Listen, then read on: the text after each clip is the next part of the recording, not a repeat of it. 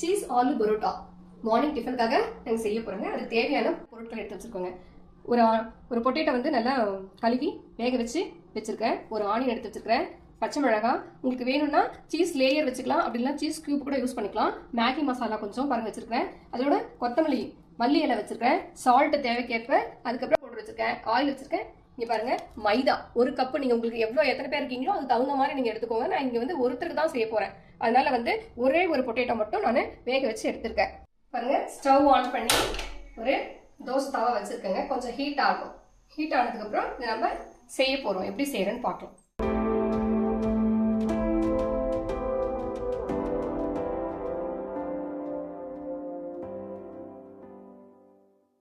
உருளைக்கிழங்குல பாருங்க, salt, pepper powder, onion, green chilli, coriander leaves, cheese cube இதெல்லாம் போட்டு பாருங்க நான் மேஷ் பண்ணி வச்சிருக்கேன்.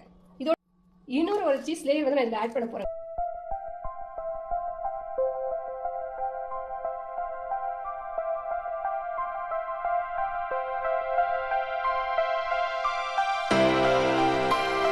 எல்லாத்தையும் சேர்த்து ஒரு மேஷ் பண்ணிக்கோங்க.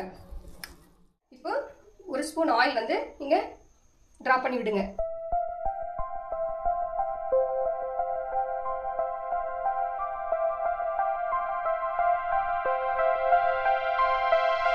ஒரு பேப்பர், பாலித்தீன் பேப்பர் போட்டு வச்சிருக்காங்க.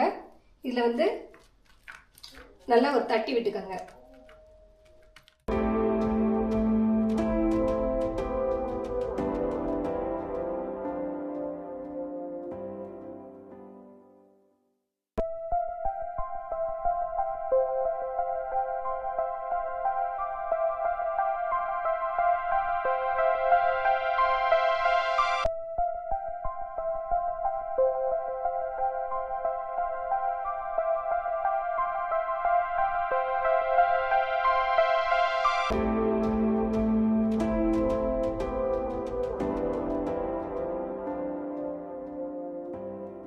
பாருங்க, ஆயில் சூடாயிடுச்சு.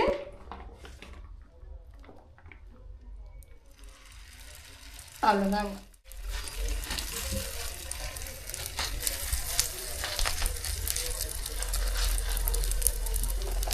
பைப்லையும் வச்சுக்கோங்க. ஆயில் அப்ளை பண்ணுங்க.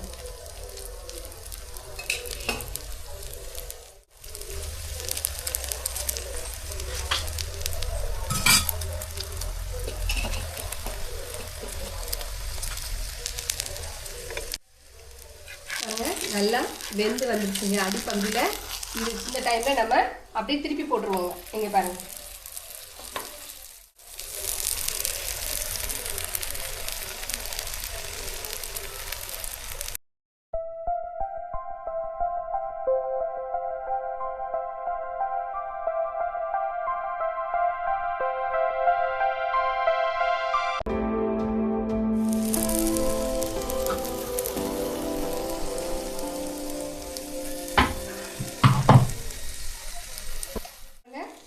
சூப்பராக ஒரு ப்ரௌனிஷாக ஒரு பரோட்டா ரெடி ஆயிடுச்சுங்க. இந்த டைம் நம்ம ஆஃப் பண்ணிட்டு எடுத்துருவோம்.